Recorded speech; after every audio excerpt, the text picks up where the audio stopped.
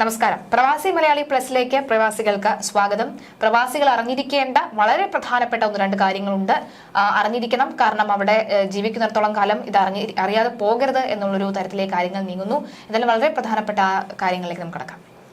പരിഷ്കരിച്ച ഭവന നിർമ്മാണ പദ്ധതി പ്രാബല്യത്തിൽ വന്നതോടെ റിയാദിൽ 5 വർഷത്തേക്ക് വാടക വർദ്ധിപ്പിക്കുന്നത് വിലക്കി സൗദി. ശരാശരി 40% വരെ വാടക വർദ്ധിപ്പിച്ചതിന് വ്യാപക പരാതി ഉയർന്ന പശ്ചാത്തലത്തിലാണ് നടപടി. ഏതാനും വർഷങ്ങളായി അടിക്കടിയുള്ള വാടക വർധനയിൽ പൊറുതിമുട്ടുന്ന മലയാളികൾ ഉൾപ്പെടെയുള്ള വിദേശികൾക്ക് ഏറെ ആശ്വാസമേകുന്നതാണ് പുതിയ പ്രഖ്യാപനം. കിരീടാവകാശിയും പ്രധാനമന്ത്രിയുമായ മുഹമ്മദ് ബിൻ സൽമാന്റെ നിർദ്ദേശം മന്ത്രിസഭ അംഗീകരിക്കുകയായിരുന്നു. റിയാദിന്റെ പരിധിയിലുള്ള പുതിയതും നിലവിലുള്ളതുമായ കെട്ടിടങ്ങൾക്ക് നിയമം ബാധകമാണ്. Council of economic and development അഫയേഴ്സിന്റെ അംഗീകാരത്തോടെ ആവശ്യമെങ്കിൽ നിയമം മറ്റ് നഗരങ്ങളിലേക്കും ഗവർണറേറ്റുകളിലേക്കും വ്യാപിപ്പിക്കാൻ റിയൽ എസ്റ്റേറ്റ് ജനറൽ അതോറിറ്റിക്ക് അനുമതി നൽകി. ഒഴിഞ്ഞുകിടക്കുന്ന കെട്ടിടങ്ങളുടെ വാടക നിശ്ചയിക്കുമ്പോൾ പ്രദേശത്തെ ശരാശരിയേക്കാൾ കൂടാൻ പാടില്ല. പുതിയ കെട്ടിടങ്ങളുടെ വാടക കെട്ടിട ഉടമയും വാടകക്കാരും ചേർന്ന് തീരുമാനിക്കണം. എല്ലാ വാടക കരാറുകളും ഇജാർ പ്ലാറ്റ്ഫോമിൽ രജിസ്റ്റർ ചെയ്യണം. പരാതിയുള്ളവർ 60 ദിവസത്തിനകം സമർപ്പിക്കണം. അല്ലാത്തപക്ഷം കരാർ സാധുവായി കണക്കാക്കും. കരാർ കാലാവധി അവസാനിക്കുന്നതിന് 60 ദിവസം മുൻപെങ്കിലും അറിയിച്ചില്ലെങ്കിൽ വാടക കരാർ സ്വമേധയാ പുതുക്കും. വാടകക്കാരൻ തുടരാൻ താൽപര്യം പ്രകടിപ്പിച്ചാൽ കെട്ടിട ഉടമ നിർബന്ധിക്കരുതെന്നും നിബന്ധനയുണ്ട്. എന്നാൽ വാടക നൽകാതിരിക്കുക, സുരക്ഷാ പ്രശ്നം ഉണ്ടാവുക, മറ്റൊരാൾക്ക് താമസത്തിനു നൽകുക എന്നീ സന്ദർഭങ്ങളിൽ കരാർ റദ്ദാക്കാൻ കെട്ടിട ഉടമയ്ക്ക് അധികാരമുണ്ട്. അകാരണമായി കെട്ടിട ഉടമ കരാർ ലംഘിക്കുകയാണെങ്കിൽ 12 മാസത്തെ വാടകയ്ക്ക് തുല്യമായ പിഴ ചുമത്തും. വാടകക്കാരന് നഷ്ടപരിഹാരവും ലഭിക്കും. നിയമം ലംഘിച്ച് വാടക വർദ്ധിപ്പിക്കുന്നത് കണ്ടെത്താൻ നിരീക്ഷണം ശക്തമാക്കും. കുറ്റക്കാർക്ക് കടുത്ത നടപടി നേരിടേണ്ടി വരുമെന്നും മുന്നറിയിപ്പുണ്ട്. തീർച്ചയായും ഇത് അറിഞ്ഞിരിക്കേണ്ടത് അവിടെ താമസിക്കാൻ എത്തുന്ന വാടകക്കാർ തന്നെയാണ്. കാരണം ഇവരറിയാതെ, അവർ ഈ ഒരു നിയമം അറിയാതെ ഉടമസ്ഥർ ഇത്തരത്തിൽ വാടക കൂട്ടുകയാണെങ്കിൽ നിങ്ങൾ ഒരുപക്ഷെ ചതിക്കുഴിയിൽ വീഴാതിരിക്കുക. കൃത്യമായി തന്നെ ആ ഉടമസ്ഥന്റെ ഈ നീക്കം പോലീസിനെ അറിയിക്കുക. നിങ്ങൾക്ക് അതിനുള്ള മറുപടി ലഭിക്കുന്നതായിരിക്കും. എന്തായാലും പ്രവാസികളെ സംബന്ധിച്ചിടത്തോളം വളരെ ആശ്വാസകരമായിട്ടുള്ള വാർത്ത തന്നെയാണ് വന്നിരിക്കുന്നത്. അടുത്ത 5 വർഷത്തേക്കാണ് ഇത്തരത്തിൽ വാടക കൂട്ടരുത് എന്നൊരു നിർബന്ധം വന്നിരിക്കുന്നത്. മറ്റു വാർത്ത, പ്രവാസികൾക്കുള്ള നോർക്ക കെയർ പദ്ധതിയിൽ അംഗമാണെങ്കിൽ നോർക്ക നൽകുന്ന തിരിച്ചറിയൽ കാർഡ് നിർബന്ധമായിരിക്കണം. കുറഞ്ഞത് 6 മാസം കാലാവധിയുള്ള പാസ്പോർട്ടും വിസയുമുള്ള വിദേശ താമസിക്കുകയോ ജോലി ചെയ്യുകയോ ചെയ്യുന്ന പ്രവാസി മലയാളി ആയിരിക്കണം. മറ്റ് ഇന്ത്യൻ സംസ്ഥാനങ്ങളിൽ താമസിക്കുന്ന പ്രവാസി മലയാളികൾക്കും അപേക്ഷിക്കാവുന്നതാണ്. norca.roots.kerala.gov.in സേവനങ്ങൾ, അതായത് സർവീസ് ലഭിക്കുന്നതാണ്. ഈ സർവീസ് എന്ന ടാബിൽ ക്ലിക്ക് ചെയ്യുമ്പോൾ പ്രവാസി ഓർ നോർക്ക ഐഡിക്കായി രജിസ്റ്റർ ചെയ്യാനുള്ള ലിങ്ക് ലഭിക്കുന്നതായിരിക്കും. തുറക്കുന്ന പേജിൽ മാർഗനിർദ്ദേശങ്ങൾ കൃത്യമായി തന്നെ നൽകിയിട്ടുണ്ടാകും. അപേക്ഷിക്കാനുള്ള ലിങ്കിൽ ക്ലിക്ക് ചെയ്യുമ്പോൾ ലോഗിൻ വിവരങ്ങൾ ആവശ്യപ്പെടും. മുൻപ് സൈനപ്പ് ചെയ്തവരാണെങ്കിൽ ഐഡിയും പാസ്വേഡും നൽകി പ്രവേശിക്കാവുന്നതാണ്. അല്ലാത്തവർ സൈൻ ഇൻ ചെയ്ത് ഇവ ക്രിയേറ്റ് ചെയ്യുകയും വേണം. മറ്റൊന്ന്, പാസ്പോർട്ടിന്റെ മുൻഭാഗത്തെയും വിലാസമുള്ള പേജിന്റെയും പകർപ്പ്, വിസ പേജ്, ഇക്കാമ, വർക്ക് പെർമിറ്റ്, റെസിഡൻസ് പെർമിറ്റ് എന്നിവയുടെ പകർപ്പ്, ഫോട്ടോയും ഒപ്പം എന്നിവ അപ്ലോഡ് ചെയ്യുന്നതായിരിക്കും. JPG ഫോർമാറ്റിലായിരിക്കണം ഇവയെല്ലാം തന്നെ അപ്ലോഡ് ചെയ്തേക്കേണ്ടത്. ഫീസ് വരുന്നത് 408 രൂപയാണ്. കൃത്യമായി തന്നെ നിങ്ങൾ ID കാർഡ് എടുക്കുക. കാരണം നോർക്ക റൂട്ട്സ് വഴി ഇപ്പോൾ ഈ പറയുന്ന പോലെ തന്നെ പലതരത്തിലുമുള്ള സഹായങ്ങൾ ലഭിക്കുന്നതാണ്. കഴിഞ്ഞ ദിവസവും മുഖ്യമന്ത്രി പിണറായി വിജയൻ അതുമായി ബന്ധപ്പെട്ടുള്ള പദ്ധതികളൊക്കെ തന്നെ ഉദ്ഘാടനം ചെയ്യുകയുണ്ടായിരുന്നു. ഇൻഷുറൻസ് പദ്ധതിയാണ്. വർഷത്തിൽ 13,000 രൂപ പ്രവാസികൾ അടയ്ക്കുകയാണെങ്കിൽ കേരളത്തിൽ ഏകദേശം 455 പരം ആശുപത്രികൾ നിങ്ങൾക്ക് സേവനം ഉണ്ടാകും. അതുകൊണ്ട് തന്നെ കൃത്യമായി ആ കാര്യങ്ങൾ അറിയണമെങ്കിൽ, അല്ലെങ്കിൽ ആ ഒരു ഇൻഷുറൻസ് പ്രയോജനപ്പെടുത്തണമെന്നുണ്ടെങ്കിലും ഈ കാർഡ് നിർബന്ധമായി വേണ്ടതാണ്. പ്രവേശനാനുമതി ലഭിക്കാനുള്ള നിയമങ്ങളിൽ പുതിയ ഭേദഗതി വരുത്തി UAE. നിലവിൽ വിസിറ്റിംഗ് വിസയ്ക്കായി അപേക്ഷിക്കുന്നവരുടെ പാസ്പോർട്ടിന്റെ പുറം കവറിന്റെ പകർപ്പ് നൽകണമെന്നാണ് വിദഗ്ധർ പറയുന്നത്. കഴിഞ്ഞ ആഴ്ച മുതലാണ് ഈ പുതിയ ആവശ്യകത കൂടി ചേർത്തിരിക്കുന്നത്. ഇതുമായി ബന്ധപ്പെട്ട അറിയിപ്പ് ട്രാവൽ ഏജൻസികൾക്ക് ലഭിച്ചു. ഇപ്പോൾ എല്ലാ അപേക്ഷകൾക്കുമൊപ്പം പാസ്പോർട്ടിന്റെ കവർ പേജ് കൂടി അപ്ലോഡ് ചെയ്യുന്നുണ്ട്. എല്ലാ എൻട്രി പെർമിറ്റ് അപേക്ഷകൾക്കും ഇപ്പോൾ പാസ്പോർട്ടിന്റെ പുറത്തെ കവർ പേജ് അറ്റാച്ച് ചെയ്യേണ്ടത് നിർബന്ധമാക്കിയിട്ടുണ്ട്.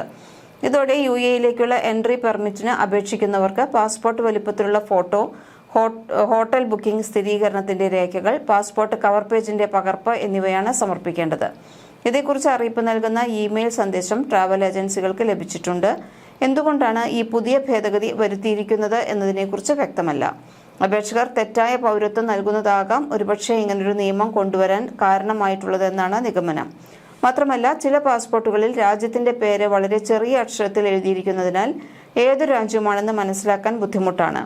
പാസ്പോർട്ടിന്റെ കവർ പേജ് കണ്ടാൽ ഈ പ്രശ്നം പരിഹരിക്കാനാകും. ഇനി മുതൽ പുതിയ ഭേദഗതി അറിയാതെ അപേക്ഷിക്കുന്നവർക്ക് വിസ ലഭിക്കില്ല എന്നുകൂടി ഓർക്കണം. നമ്മൾ നേരത്തെ വായിച്ചിരുന്ന ഒരു വാർത്തയുണ്ടായിരുന്നു, നമ്മൾ നേരത്തെ ഡിസ്കസ് ചെയ്ത കാര്യമാണ് ഈ വാടക കൂട്ടുന്നതുമായി ബന്ധപ്പെട്ട്. അതിൽ കുറച്ചുകൂടി അപ്ഡേഷനുകൾ, അതിനെക്കുറിച്ച് അറിയേണ്ട കുറച്ച് കാര്യങ്ങൾ കൂടി വരുന്നുണ്ട്. സൗദി അറേബ്യയുടെ തലസ്ഥാനമായ റിയാദിൽ വാടക കൂട്ടരുത് എന്നാണ് വ്യാഴാഴ്ച പുറത്തിറക്കിയ ഉത്തരവിൽ പറയുന്നത്. കൊമേഴ്ഷ്യൽ റെസിഡൻഷ്യൽ കെട്ടിടങ്ങൾക്ക് നിയമം ബാധകമായിരിക്കുമെന്നാണ് കിരീടാവകാശി മുഹമ്മദ് ബിൻ സൽമാൻ പുറത്തിറക്കിയ ഉത്തരവിൽ പറയുന്നത്. കോവിഡ് വ്യാപനത്തിന് ശേഷം സൗദി തലസ്ഥാനത്ത് വാടക കുത്തനെ കൂടിയിരുന്നു. അന്യമായി വാടക കൂട്ടുന്നുവെന്ന പരാതികളും വ്യാപകമായതോടുകൂടിയാണ് ഇത്തരമൊരു തീരുമാനത്തിലേക്ക് മുഹമ്മദ് ബിൻ സൽമാൻ എത്തിച്ചേർന്നത്. കോവിഡിന് ശേഷം റിയാദിൽ വൻ വികസന പദ്ധതികൾ ആവിഷ്കരിച്ചതിന്റെ ചുവട് പിടിച്ചാണ് വാടക ഇനത്തിൽ വൻ വർധനവിന് കെട്ടിട ഉടമകൾ തയ്യാറെടുത്തതും. നിയമം ലംഘിച്ചാൽ കടുത്ത പിഴ ചുമത്തുമെന്നാണ് ഉത്തരവിൽ കൃത്യമായി പറയുന്നത്. 1 വർഷത്തേക്കുള്ള വാടകയാണ് പിഴയായി വരുന്നത്. ഇതിനു പുറമെ താമസക്കാരന് നഷ്ടപരിഹാരവും നൽകേണ്ടി വരും. നിയമലംഘനം ശ്രദ്ധയിൽപ്പെടുകയും നിർണായക വിവരങ്ങൾ കൈമാറുകയും ചെയ്യുന്നവർക്ക് 20% വരെ പാരിതോഷികം നൽകുമെന്നും ഉത്തരവിൽ പറയുന്നുണ്ട്. അതായത് നേരത്തെ നമ്മൾ പറഞ്ഞതുപോലെ തന്നെയാണ് ഈ ഒരു നിയമം പ്രധാനമായും അറിഞ്ഞിരിക്കേണ്ടത് വാടകയ്ക്ക് എത്തുന്ന പ്രവാസികളാണ്, അല്ലെങ്കിൽ വാടകയ്ക്ക് എത്തുന്നവരാണ്, വാടകക്കാരാണ് ഇത് അറിഞ്ഞിരിക്കേണ്ടത്. അപ്പോൾ അങ്ങനെ നിങ്ങൾ തെറ്റ് ചൂണ്ടിക്കാണിക്കുകയാണെന്നുണ്ടെങ്കിൽ നിങ്ങൾക്ക് 20% ആ പിഴയിൽ നിന്ന് 20% നിങ്ങൾക്ക് ലഭിക്കുമെന്നുള്ള ഒരു വലിയൊരു ഓഫർ കൂടി വെച്ചിരിക്കുകയാണ് രാജകുമാരൻ. ലോകത്തിലെ ഏറ്റവും ഭാരമേറിയ സ്വർണ്ണ വസ്ത്രം എന്ന ഗിന്നസ് റെക്കോർഡ് നേടി ദുബായ് ഡ്രസ്. 21 കാരറ്റ് ശുദ്ധമായ സ്വർണത്തിൽ നിർമ്മിച്ച ഈ വസ്ത്രത്തിന് 11 കോടിയോളം രൂപ വരും. 10.812 കിലോ ഭാരമാണ് ഈ വസ്ത്രത്തിനുള്ളത്. അടുത്തിടെയാണ് ഈ വസ്ത്രം ലോക റെക്കോർഡ് സ്വന്തമാക്കിയത്. ഷാർജ എക്സ്പോ സെന്ററിൽ middle east watch and jewellery ഷോയിൽ ഈ വസ്ത്രം പ്രദർശനത്തിന് വെച്ചിട്ടുണ്ട്. അൽറോമേസൺ ഗോൾഡ് ആൻഡ് ജുവലറിയാണ് ഈ വസ്ത്രം നിർമ്മിച്ചത്. ഇതിന് 4 പ്രധാന ഭാഗങ്ങളുണ്ട്. 398 ഗ്രാം ഭാരമുള്ള കിരീടം, 8810 ഗ്രാം ഭാരമുള്ള മാല, 134.1 ഗ്രാം ഭാരമുള്ള കമ്മലുകൾ, പരമ്പരാഗത അറബ് പേർഷ്യൻ ആഭരണമായ ഹിയാറിന്റെ ഭാരം 738.5 ഗ്രാമാണ്. Middle east watch and jewellery ഷോയിൽ ഇതിനു മുമ്പും സ്വർണം കൊണ്ടുള്ള നിർമ്മിതികൾ അൽറുമേസൺ ജ്വല്ലറി ഒരുക്കിയിട്ടുണ്ട്. ഷോയുടെ കഴിഞ്ഞ 2 എഡിഷനിൽ 1.5 മില്യൺ ദിർഹം വില വരുന്ന സ്വർണ്ണ സൈക്കിളായിരുന്നു ഇവർ അവതരിപ്പിച്ചത്. പരമ്പരാഗതമായി സ്വർണ്ണ വ്യാപാരം നടത്തുന്ന കുടുംബമാണ് അൽറുമൈസാൻ. 1950കളിലാണ് ഇവർ സ്വർണ്ണ വ്യാപാര രംഗത്തേക്ക് വരുന്നത്. 1999ലാണ് അൽറുമൈസാൻ ഗോൾഡ് ആൻഡ് ജുവലറി എന്ന പേരിൽ കമ്പനി തുടങ്ങിയത്. അറബ് പേർഷ്യൻ ഡിസൈനുള്ള സ്വർണ്ണാഭരണങ്ങളാണ് ഈ സ്ഥാപനത്തിന്റെ ഏറ്റവും വലിയ പ്രത്യേകത. എന്തായാലും ആ ഒരു കാഴ്ച കാണേണ്ടത് തന്നെയാണെന്നുള്ളത്. ഇന്ത്യൻ ഇസ്ലാഹി സെന്റർ ജിദ്ദയുടെ കീഴിൽ ഷറഫിയയിൽ പ്രവർത്തിക്കുന്ന അൽ ഹുദ മദ്രസ വിദ്യാർത്ഥികൾ സൗദി ദേശീയ ദിനം വിവിധ പരിപാടികളോടുകൂടി ആഘോഷിച്ചു.